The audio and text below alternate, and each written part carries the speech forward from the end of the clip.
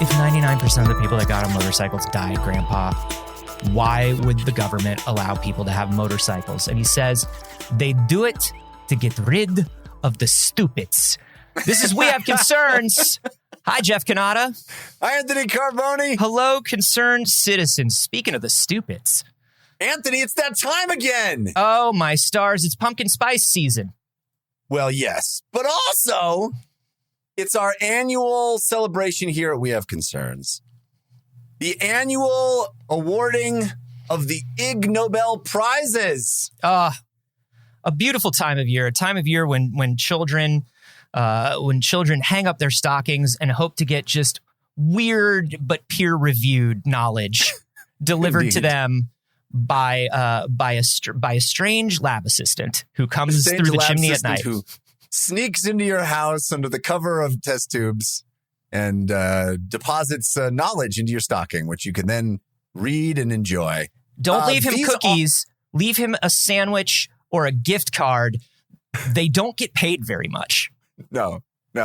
In fact, the best kids will leave little grant applications. Pre-filled.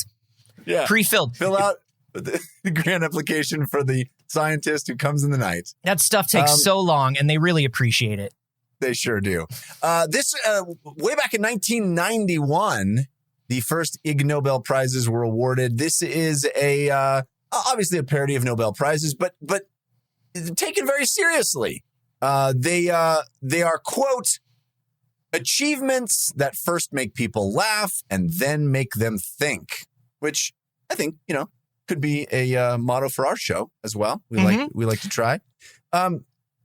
So for a number of years now, We Have Concerns, we have done an episode about the Ig Nobel prizes because it very much is in sync with our motto here and our purpose and our sensibilities. We enjoy these. These are well thought out. They are always entertaining. So we're going to devote this episode to talking about the 2022 Ig Nobel prizes. Are you ready, Anthony? I'm so ready, Jeff.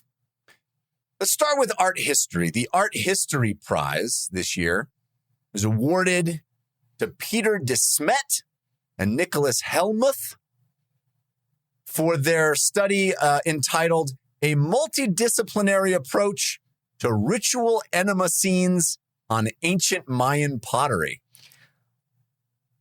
Is it like this is like closing time at the bar and somebody asks you if you want to come back to their place to see like their collection of sexy illustrations, I have classic raunchy art from the 1400s. Yeah, exactly. A multidisciplinary approach to multidisciplinary. We're not closed-minded enough to just use a single discipline. And wait until you hear what the disciplines we've got to come at artwork of Mayan ritual enemas from every angle. I mean, obviously the enema only needs to come from one angle and should. Exactly. You got to be very careful about that. But the study of them, we really need to multiple angles. Really take it all in, which is what they say to you right before you get an enema. Right. Take it all in. Just take it all in. So this study focuses on the polychrome pottery of the late classic Mayan period, which of course is 600 to 900 CE. These pieces of pottery often depict hunting parties, dances, ball games, human sacrifice, which is almost exclusively beheadings. Wow. Decapitation. Super fun stuff. The Mayans were great about sweet ass pottery. You know what I'm saying? Like if you're going to have a bowl to put your soup in, might as well celebrate some decapitation games. I mean, look, right? It's like I'd drink out of a Star Wars glass. You know what I mean? Or like you probably have like a local football team mug that you like. Indeed. Same, exactly the same thing. But in 1977, there was a particular Mayan jar that was discovered that depicts the administration of an enema. And then they found more. So they found this is not just a single one-off pot or vase, they found several depictions of Mayan enemas. So evidently, Mayans administered medicinal enemas. And so I'm looking at this right now, and I'm looking at the polychrome bowl, right? Yeah, there it is. And it looks like what you would expect if you've ever seen like Mayan artwork before. It has that style to it, that look to it. We're looking at like animal-human hybrids, kind of. And there's it looks like if you go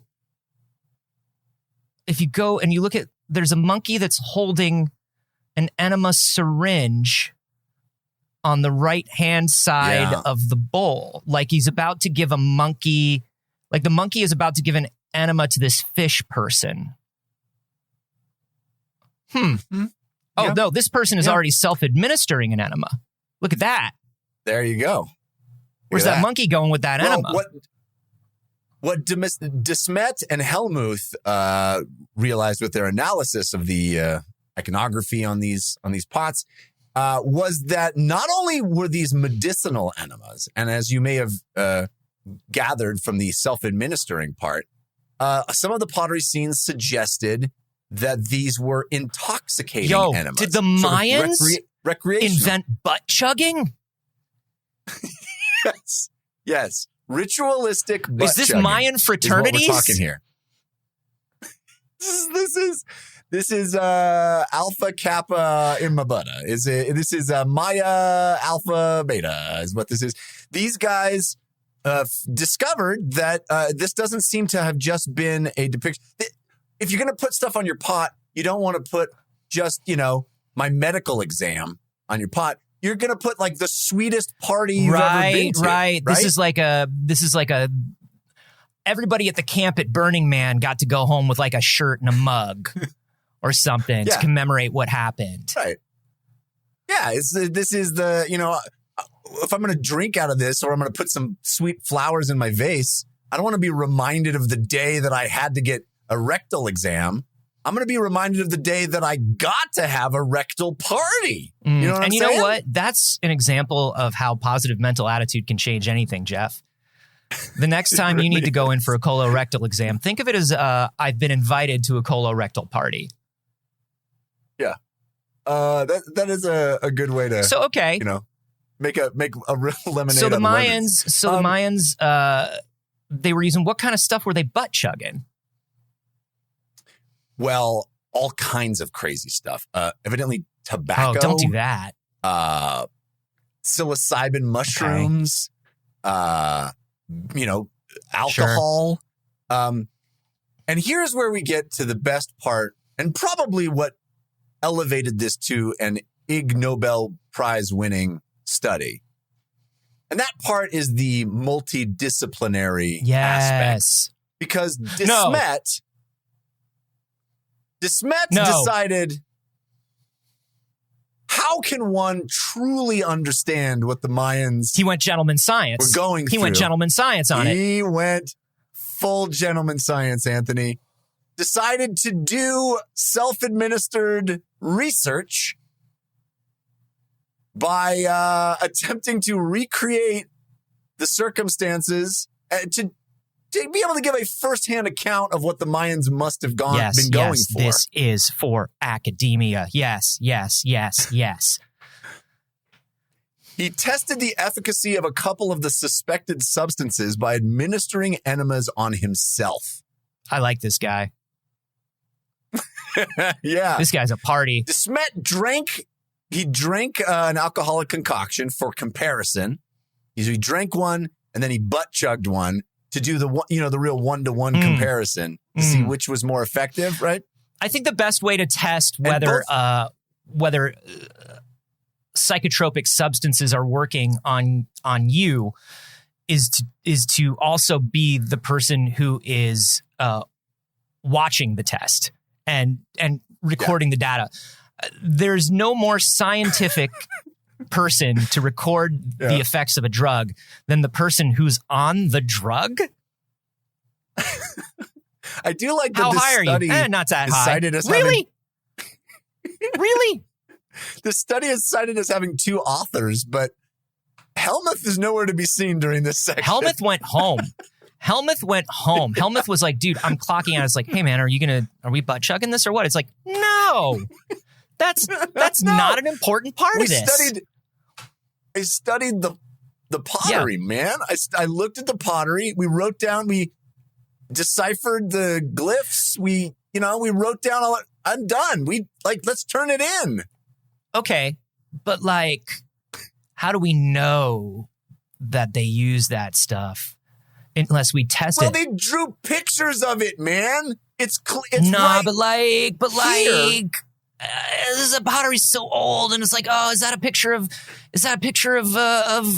tobacco, or is that a picture of like psilocybin mushrooms? We gotta know, right? And like, who even knows what it's like? There's probably no science about what happens if you put mushrooms up your butt. I got a delivery here for some tubing. Yeah. Oh, Dismet. Did you order? Yeah. Did you order from Tube Mart? That's why he said I've got some tubing. That's all he ever has. I got it from Tube Mart. Now I got multiple diameters, and you just tell me when you feel like you're getting uncomfortable. I'm uncomfortable now. Wait until 5 minutes from now. Think of it as being invited to a colorectal party. Like the Mayans. This is what I think is funny. I think is funny about this, Jeff. Listen to me very carefully. Yeah. We think they did this. I'm going to do this. It doesn't prove that they did it. Correct. It proves nothing. This is ancillary to the study. It's almost barely tangentially related is what this is. This is an experience that you're doing that was suggested by something that you inferred from an image that's really old. But he just wanted to know if it worked. Yeah, that has nothing to do with I can't believe it was included in the findings. You keep that to yourself, bro. So he did, both of his alcoholic concoctions were about 5% alcoholic content. He said, since, quote, alcoholic content of 20% is quite irritating to the rectal tissue. Right? So then do they think they were doing intoxication 20%? Levels. I think that's what they thought. Like, there's some real, moonshine mines went shit, hard. Yeah. Intoxication levels were measured with a breathalyzer. And then this is my favorite quote. This is my favorite quote from this entire thing is, quote, the results certainly support the theoretical suggestion that alcohol is absorbed well from an enema. It certainly supports it. And by the evidence supports it, it means I had to bail Desmet out of jail the next day. Yeah. Wow. Yeah. So he declined to self-administer the tobacco enema. That sounds just dangerous and bad. Yeah, super toxic. He did personally test. Oh no, he did not personally test psilocybin, fly agaric, water lily. He didn't try toad poison, but he did do an enema of DMT. Whoa. Okay. This is a real bro. Yeah. We got a real bro on our hands here. He said he found no discernible effect from the DMT enema. He told that to the floating head of God. Yeah, exactly. That's and all of the officers present. The authors recommended further research to expand the sample size and dose range, buddy. Yeah, I'm only getting started here, pal. Desmet out. Desmet, like what I picture is I picture like Helmuth is just the one who writes the paper and he's translating for Desmet, and Desmet is just like, yo, this fucking rips. We got to throw a party with this shit. We recommend expanding the sample size and dose range. Yeah. Exactly. Yeah, exactly what I said. This is a real Wozniak and job situation. Situation, don't you think? Absolutely. Absolutely. There's a reason we're not hearing it all from Helmuth. Helmuth has got probably like a real study that he's working on. Helmuth is probably going to... Helmuth is Helmuth is going to be like at the Nobel Prize, right? Like it's like when it's like when a really famous actor, like really brilliant actor does like dumb shit for their friend's TV show. You know what I mean? Yeah. It's like when... Yeah. No, I thought you were going to say it's when a really famous actor does an autobiography and then you see like way at the bottom in fine print, like written by, it's like, it wasn't an autobiography. They sat in a room and told some stories my own and then words, a person wrote a book. As interpreted by. Anyway, that is your art history prize, Ig-Nobel Prize. We got lots more to get to here. This was an interesting one. I think you'll enjoy. It's the Applied Cardiology Prize. This goes to a bunch of people whose names I will not be able to pronounce, but several distinguished recipients.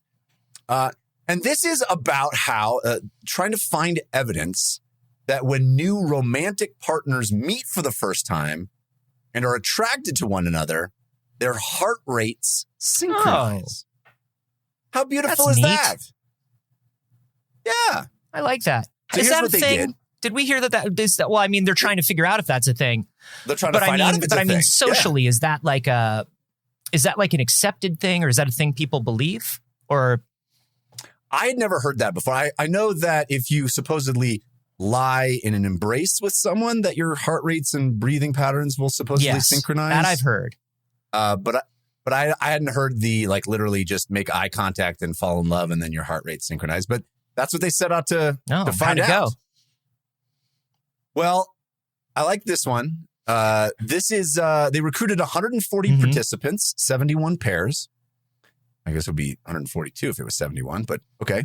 At 3 separate events in the Netherlands: a music festival, an arts and science festival, and a science film festival. First of all, I hate where you're going with this because I'm 3 steps ahead of you. But second of all, we talk about the Ig Nobel Prizes sometimes, and I talk about how sometimes their methodology to me feels like elementary school or junior high science fair experiments. Yes, I think the example that I usually use is hot bat, cold bat. If you hit a baseball with a hot bat versus a cold bat, does the baseball go farther? Right. And of course, what did I do? I hit a baseball with a hot bat and a cold bat 10 times and I measured, but I didn't it's not like I had a machine that was swinging the bat at the same angle, at the same speed. I was doing the experiment the way a kid would, right? You're telling me they're just going to go into public and just have 2 people look at each other and then see if their heart rates match up? Yep. The way they describe it is they wanted to, quote, conduct their study outside the confines of the laboratory. We wanted to go to Coachella. A sick music festival. We went to a sick music festival. We went to this killer film festival, and we went to this art show. We never get out of the lab. And they built what they call a dating cabin. Is that what the police call it? Where 2 people sit on opposite ends of a table that has a plastic divider between them, that a partition that prevents you from seeing the person opposite you. And then that barrier opens for 3 seconds to give you a visual first impression. Okay. And then over the course of the experiment, it opens twice more to give the subjects 2 minutes each time for verbal and nonverbal interactions. So nonverbal would be just kind of staring and looking at each other and smiling and whatever you want to do. And verbal is you can talk. 2 minutes. And afterwards, the subjects decided whether they wanted to go on another date with their match.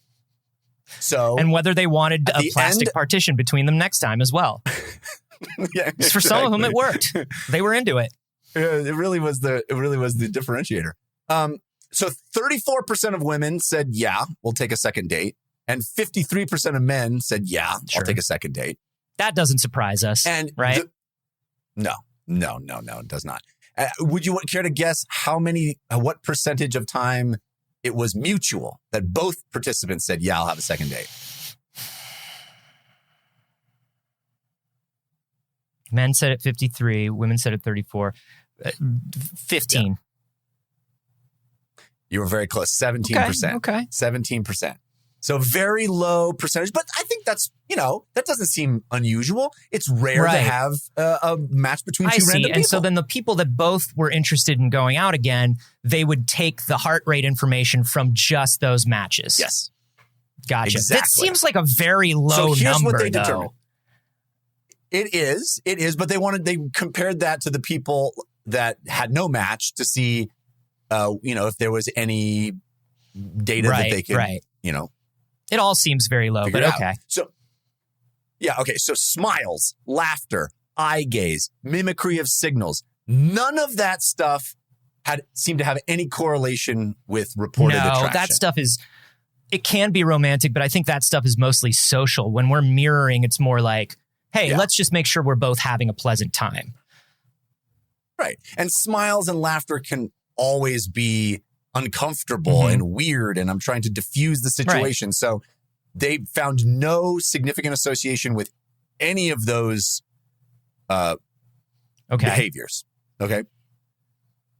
Rises and falls in the synchrony of the couple's heart rates and skin conductance did correlate with rising and falling levels of attraction. Conductance, a little electricity between me and you. That's right.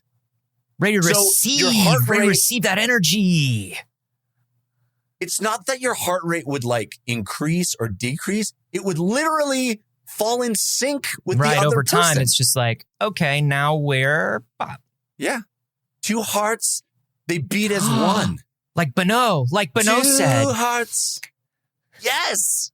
It was all there all along, right in front of our face. God. Bono. And these scientists finally proved the moment that they had shared over a table in the laboratory themselves. And their quest to find a scientific explanation for the thing that they could not explain. That's actually, if it's not true, that's slander. And you gotta be cool about it. I mean, I don't know it to be true, but it just feels so right. I swear, if another pair of scientists comes after us for ruining their reputation in the community, I don't know what I'll do. I don't know what I'll do. They're just lying to themselves. I don't think, you know what? That's not for you to decide, Jeff. Move. You know what? It's move on to the next. No, move on to the next award. How dare you? So that's your applied cardiology prize. Next one. This one might be my favorite. There's a lot of really good ones here. This one might be my favorite. The literature prize.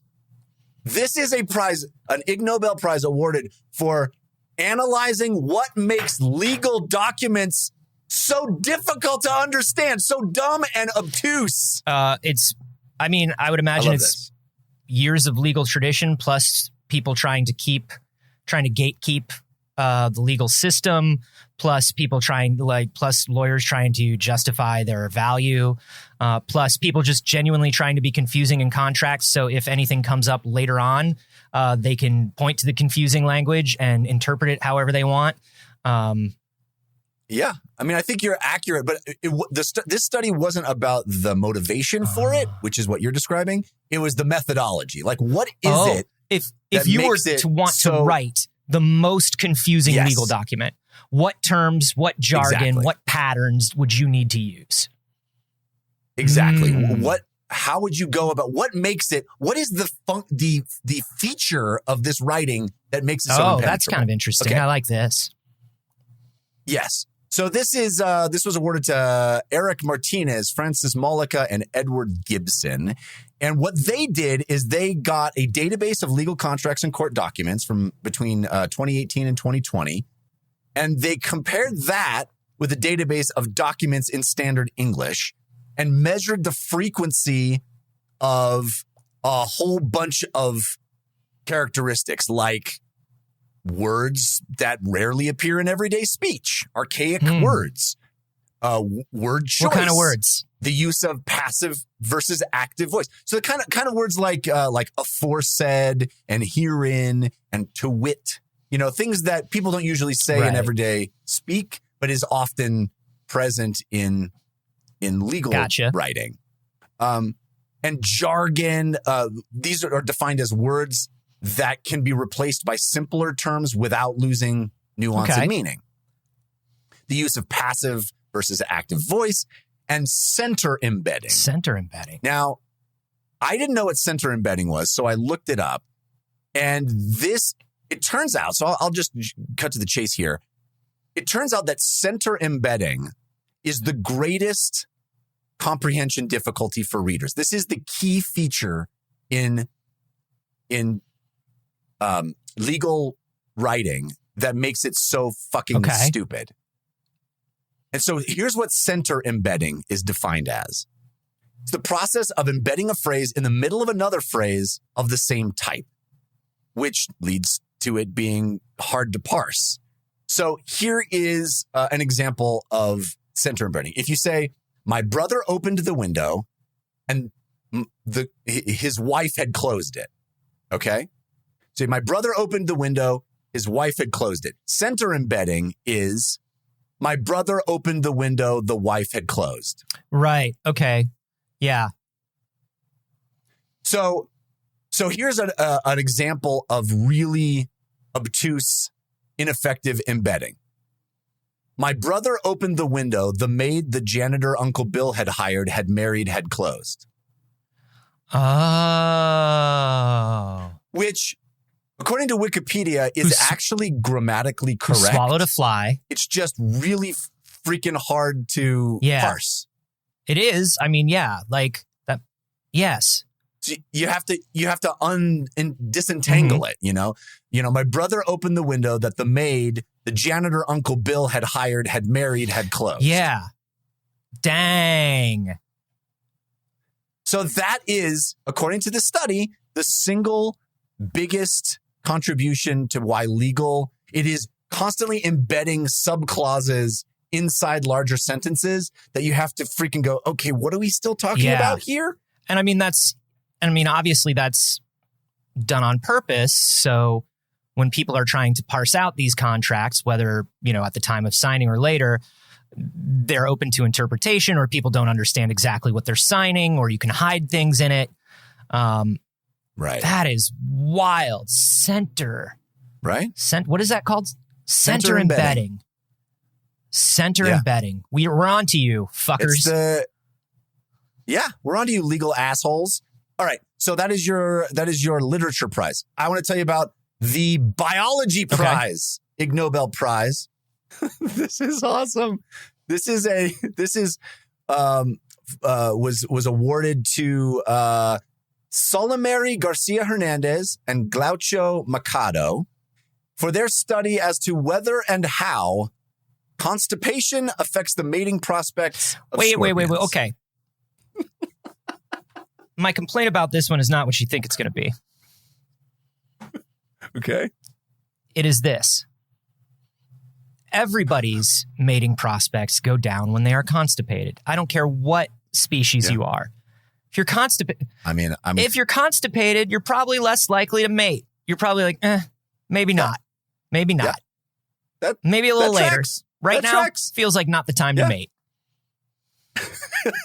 Not the sexiest time for me right now.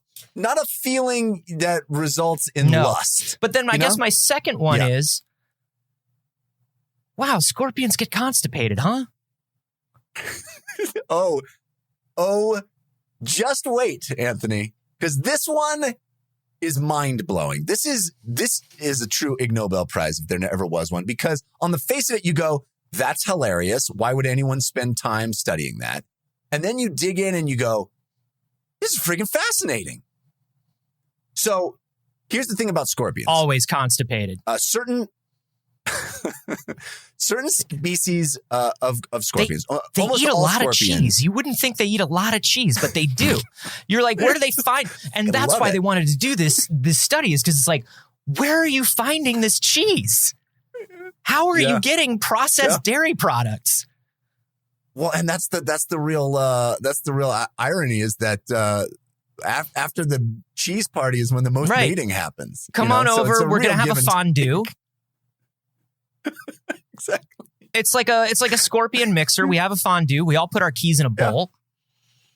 You know, nothing female scorpions like more than being wined and dined with cheese. You take a lady scorpion to the melting pot on her birthday. You know what I mean? Do. Yeah. That's If you've ever been to the melting pot, it's like wall to wall. It's nothing but scorpions celebrating birthdays. Scorpions and moms. Yeah. So here's the thing. You probably are aware that scorpions are able to sacrifice their tails when a predator has their tail. They can, their tail will grow back. It'll fall off and grow back. There are certain scorpion species, Anapteris balzani is the specific species, that not only sacrifice their tail, but because of their particular anatomy, their entire metasoma, which is the posterior parts of the nervous, circulatory, and digestive systems, come off. This includes their stinger, their venom gland, and their anus. So to get away from a predator, they will eject their ass. Like the Starship Enterprise removing the saucer section. A scorpion will simply catapult its ass out into nature. It will run its ass off to get away from a fascinating. A literally. But then you've got to regrow an entire ass. Well, guess what? Once they have no anus, it's impossible for them to defecate. So they sacrifice this thing to get away from a predator, and 100% of the time, they die of extreme constipation a few months later. So why is this a thing? Evolution has not eliminated the species yet, I guess. So the scientists were trying to figure out, why do they live if they can't regrow this? Yes. And they must be able to mate because when they're constipated, because why else would they be alive? Right? This is what I'm talking about. The headline, you go, that's hilarious. Why would anybody study this? And now it's fucking fascinating. Right? So, okay, you're sitting there, you're a scorpion, and you're getting eaten by I don't know, some sort of a snake, a rattler or something, right? Is that what eats a scorpion? Right. I don't know. I guess. Or like a guy with a Travel Channel show. Yes. You're right. getting some sort of man who's naked and afraid. He's right like, I'm going to go around the world and eat weird shit. And so he bites into you and you eject your butt. Yes. And you think to yourself, oh my gosh, this is I only have X amount of time to pass on the family line to accomplish everything I ever wanted. I have a certain amount of time. I got to get to that cheese party. I got to get to that cheese party. I've got a certain amount of time to get my affairs in order. Yeah. And by affairs, I mean fucking affairs. Exactly. So can they go to the cheese party when they're constipated? So the first thing they wanted to see was if this loss of the metasoma affects their locomotive ability, i.e. their running speed. Can they keep running? Can they keep moving at the same speed without a butt and a tail? It literally accounts for nearly 25% of their total body mass. I was going to say, I don't know. Can they? That would be wild. Well, their initial theory was they lose 25% of their body mass, but they get so constipated that it leads to this gradual increase in body mass. So maybe it's a wash. That's horrifying. I know. Well, so they thought that the running speed would increase in the short term and decrease as the constipation became severe. That's fair. But they disproved that. Not true. The weight loss hypothesis was disproved. Both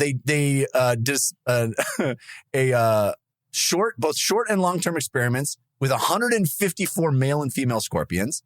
They found no effect on running speed after shedding your butt. They run just as fast and just as well? Just as fast. Yep.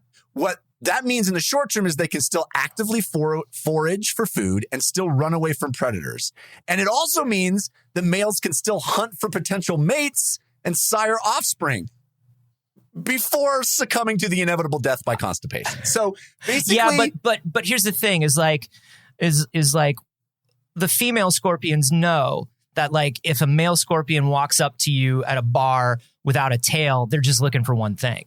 So that's the thing. That's true. They're on no, the clock. You know what I'm saying? Look death constipated to me.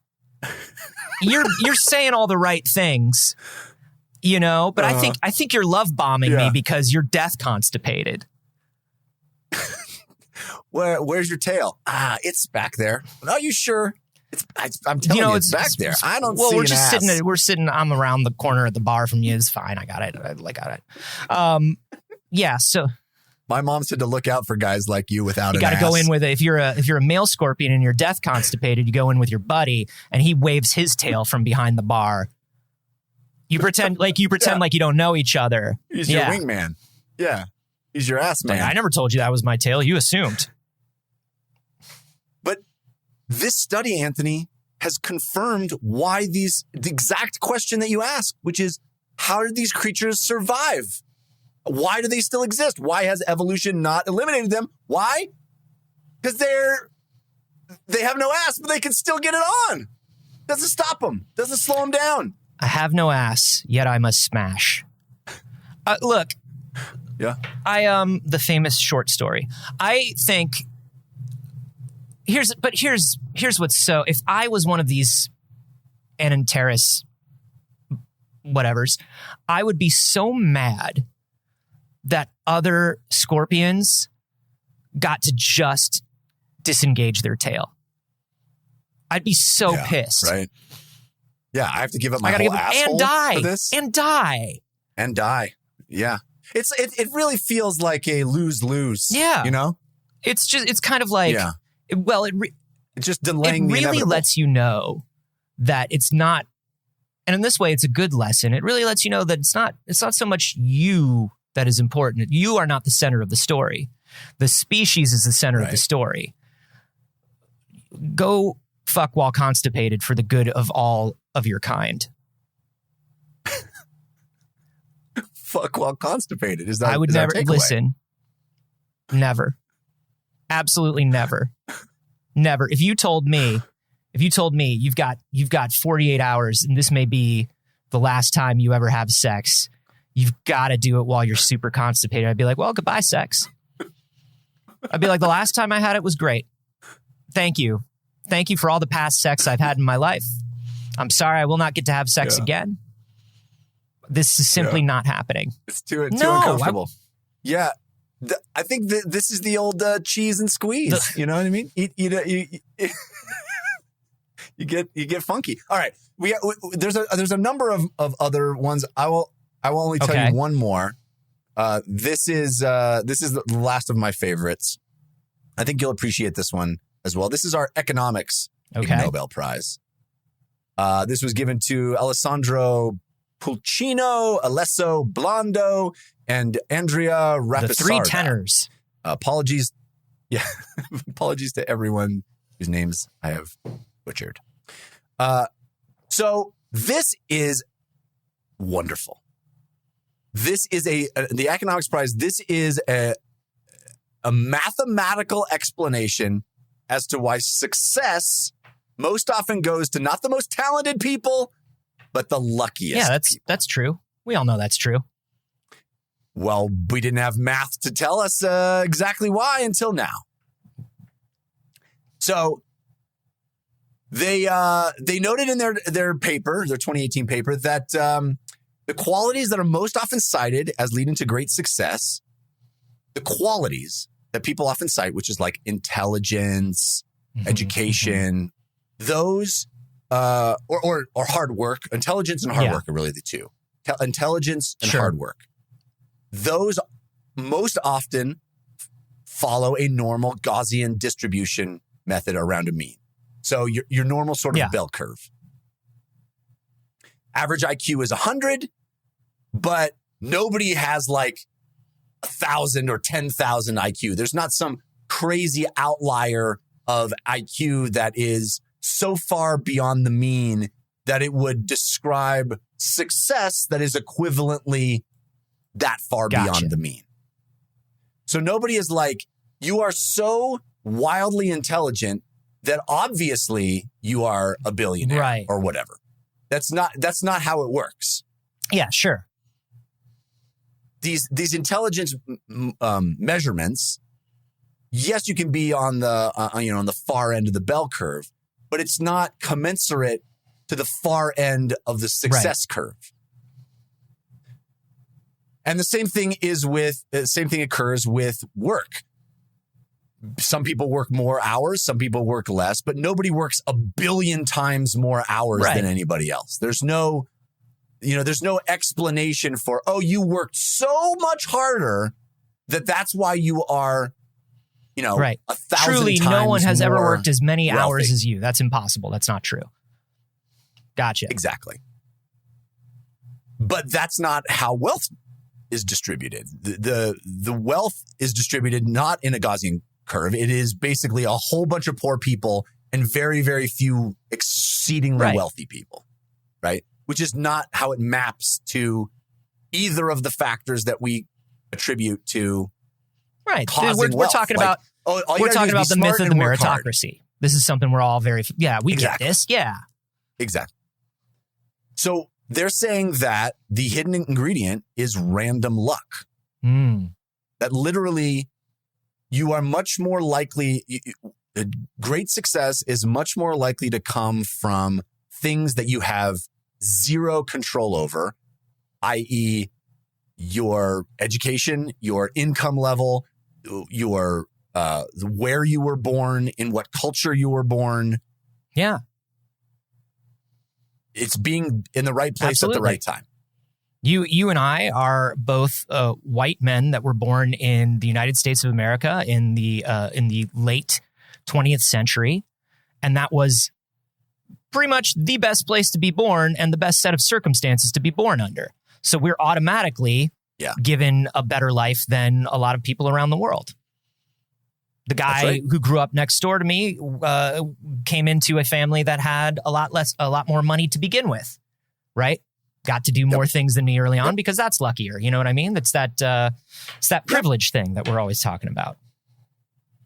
And that does not discount hard work or intelligence. Those things are everything factors, I've done is based on merit. But by far, the bigger factor is literally things that you have zero control over or impact. I like that they frame this as luck.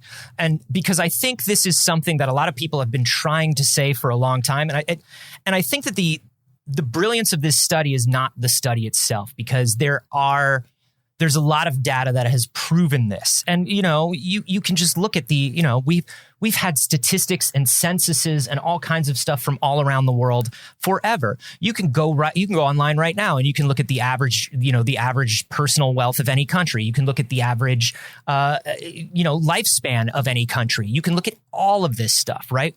Various different populations within that country. It can all be broken down. And I think the thing is, people are really against the idea that they didn't work for stuff. They didn't get it because they deserve it.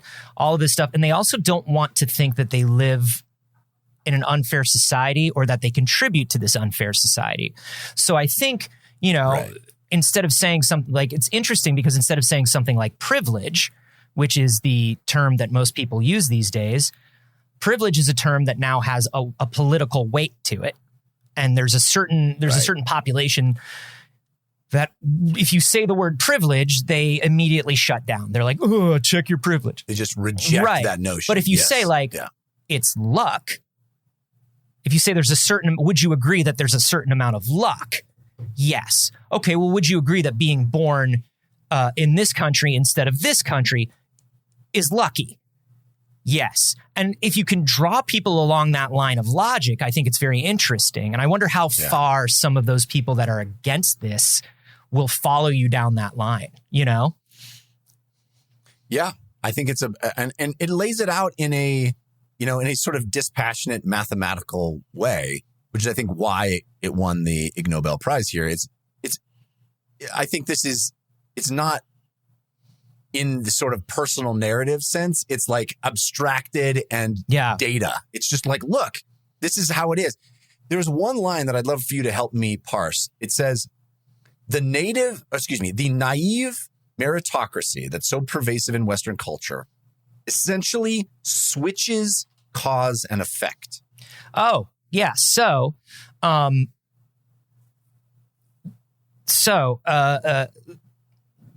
naive meritocracy. The naive meritocracy would say, the harder you work, the more successful you'll be, right?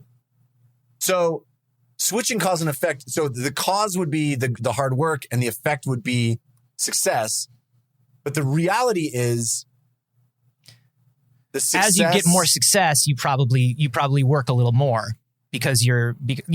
I mean, I get what they're saying. It's like, it's very well, and by reversing cause and effect, I think they might also be saying, like, in hindsight, do you know what I mean? They might be looking, looking at the effect and deciding, like, okay, so I'm Elon Musk. I'm sorry. I nearly vomited when I said that. I'm Elon Musk, and I look at all of my success, and then I look back and I think about long nights I spent at the office, or maybe marriages I destroyed that I've had to pay people off, or, but I think hard work. I think about all the hard work. And I decide that I don't need to acknowledge that I'm from an extremely wealthy family because that had nothing to do with it. I don't need to acknowledge that I was simply a tech investor and not somebody who built this product. I don't need to do that. I can say that it was my hard work and my business savvy that brought me here. Meanwhile, for those of us who don't wake up on a pile of emeralds, in a country that has literally set you up as a ruling class, because remember, there was still apartheid when he was a kid. He got it good. It's easy to look back and be like, oh, it's the bootstraps thing. It's like, well, I did it. Yeah, cool. Yeah. I think there may be an element too, now that I'm thinking about it too, is defining success as being you were successfully lucky. Yeah. You know what I mean? That it has it backwards because you say, well, my success comes from my work. And it's like, well, no, the success came first. You won. Yeah. You were successful in the lottery of birth. Right. It's like one of those things where it's like, there's a gag here in LA for people in the industry where it's like, when you hear about like a new actor that's doing a lot of stuff, you're like, wait for it. And then it's like 9 times out of 10, I'm not saying everybody who becomes famous, but like 9 times out of 10, they come from some Hollywood industry family already. You know what I mean? And people who get famous, but at the same time, if you get spotted in some, or you go into you get an audition and you're not great, you're not going to get it anyway. You know what I mean? It's like, so there is, the hard work is there.